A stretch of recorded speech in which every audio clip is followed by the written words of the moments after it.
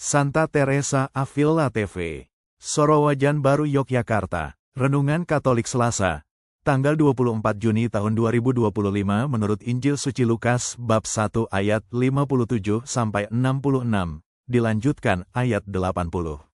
Kelahiran Yohanes Pembaptis, tanda pemenuhan janji Allah dan awal pelayanan keselamatan. Dalam nama Bapa, Putera dan Roh Kudus. Inilah firman Injil Suci menurut Lukas bab 1 ayat 57-66, dilanjutkan ayat 80. Ketika genap waktunya bagi Elisabet untuk melahirkan, ia melahirkan seorang anak laki-laki. Dan pada hari ketujuh, mereka hendak melakukan penyunatan untuk anak itu dan hendak menamai dia menurut nama ayahnya, yaitu Zakaria. Tetapi ibu anak itu berkata, "Tidak, ia harus dinamai Yohanes." Mereka berkata kepada ibu itu, "Tidak ada seorang pun dalam keluargamu yang mempunyai nama itu." Lalu mereka memberi isyarat kepada ayahnya untuk mengetahui nama apa yang ia kehendaki supaya diberikan kepada anak itu. Ia meminta sebuah tulisannya dan menulis, "Yohaneslah namanya." Semua orang sangat heran, dan seketika itu mulut Zakaria terbuka, dan lidahnya terlepas, lalu ia berkata-kata memuji Allah. Seluruh tetangga mereka menjadi takut, dan hal itu tersebar ke seluruh daerah pegunungan Yudea. Semua orang yang mendengarnya memikirkan hal itu dan berkata, "Apa kiranya anak ini akan menjadi?" Karena tangan Tuhan menyertai dia. Dan anak itu bertumbuh dan menjadi kuat dalam roh, dan ia tinggal di daerah-daerah terpencil sampai hari kelahirannya. Demikianlah sabda Tuhan. Terpujilah Kristus. Perikop ini merupakan kisah kelahiran Yohanes Pembaptis yang penuh makna dan menjadi salah satu momen penting dalam Injil Lukas. Elisabet, ibu Yohanes, telah lama mandul dan sudah lanjut usia. Namun, Allah menggenapi janjinya dengan memberikan seorang anak laki-laki yang akan menjadi nabi besar dan pembuka jalan bagi Mesias, Yesus Kristus. Yang menarik adalah penamaan anak ini. Menurut tradisi Yahudi, anak biasanya dinamai menurut nama ayah atau leluhur. Namun Elisabet dan Zakaria, suaminya yang bisu karena ketidakpercayaannya sebelumnya, diberikan petunjuk ilahi untuk menamai anaknya, Yohanes, nama yang berarti, Tuhan itu Maha Pengasih. Keajaiban mulut Zakaria yang terbuka dan lidahnya terlepas menjadi tanda nyata kuasa Allah yang bekerja. Masyarakat sekitar pun kagum dan bertanya-tanya tentang masa depan Yohanes, karena jelas bahwa anak ini membawa tanda istimewa dari Allah. Ayat terakhir menunjukkan bahwa Yohanes bertumbuh kuat dalam roh dan hidup di daerah terpencil, siap untuk menjalankan panggilan pelayanan khususnya, membaptis dan mempersiapkan jalan bagi Yesus. Kutipan hari ini, dan seketika itu mulut Zakaria terbuka, dan lidahnya terlepas, lalu ia berkata-kata memuji Allah. Lukas bab 1 ayat 64. Kisah kelahiran Yohanes Pembaptis mengingatkan kita bahwa Allah setia menepati janjinya meskipun keadaan tampak mustahil. Elisabet dan Zakaria adalah contoh nyata bahwa tidak ada yang mustahil bagi Allah, bahkan dalam keadaan manusia yang paling lemah dan putus asa. Elisabet yang mandul dan Zakaria yang bisu menunjukkan kelemahan manusia, tetapi ketika Allah bekerja, mujizat terjadi.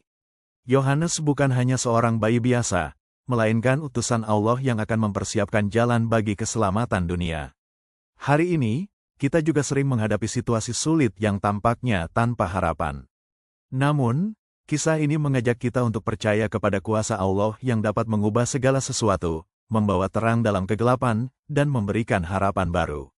Nama Yohanes yang berarti, Tuhan itu Maha Pengasih, mengingatkan kita bahwa dalam setiap panggilan hidup, kita dipanggil untuk menjadi saksi kasih Allah yang nyata dan konkret bagi sesama.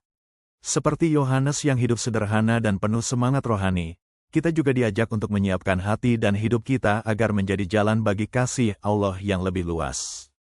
Poin-poin refleksi sehari-hari. 1.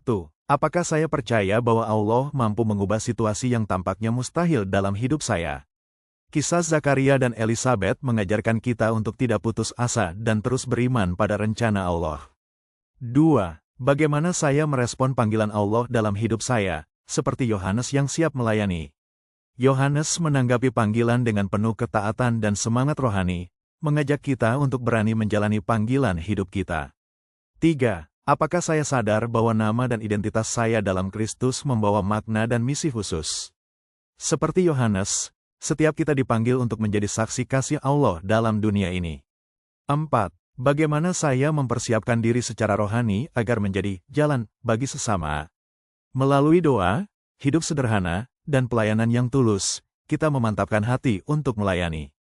5. Apakah saya membuka diri pada mujizat Allah dalam hidup saya dan orang lain?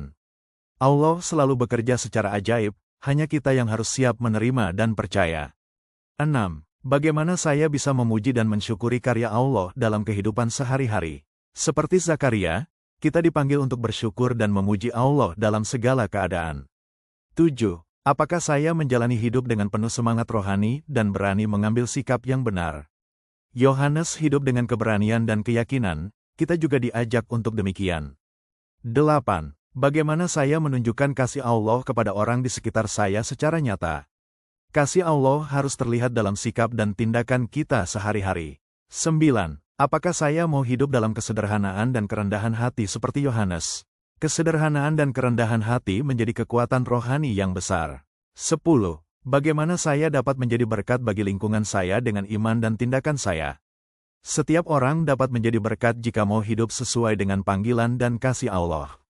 Kesimpulan renungan hari ini. Kelahiran Yohanes Pembaptis adalah bukti nyata kuasa dan kesetiaan Allah terhadap janjinya.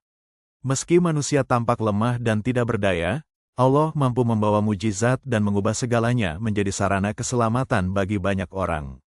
Kisah ini mengajak kita untuk mempercayai kuasa Allah yang bekerja dalam kehidupan kita, mengisi hidup dengan semangat rohani dan kerendahan hati seperti Yohanes. Kita dipanggil untuk menjadi saksi kasih Allah dan mempersiapkan dunia bagi kedatangan Kristus dalam setiap tindakan nyata kasih dan pelayanan. Mari kita belajar dari Elisabet dan Zakaria untuk selalu percaya, bersyukur, dan taat pada rencana Allah. Semoga hidup kita menjadi jalan bagi kasih dan keselamatan Allah bagi sesama. Doa penutup. Tuhan yang Maha Kuasa, terima kasih atas karya-Mu yang ajaib dalam hidup Elisabet dan Zakaria. Ajari kami untuk selalu percaya kepadamu, mengasihi dengan tulus, dan taat menjalani panggilan-Mu. Semoga kami menjadi saksi kasih-Mu yang nyata dalam dunia ini. Bimbinglah kami agar hidup kami selalu memuliakan nama-Mu. Dalam nama Bapa, Putra dan Roh Kudus. Amin.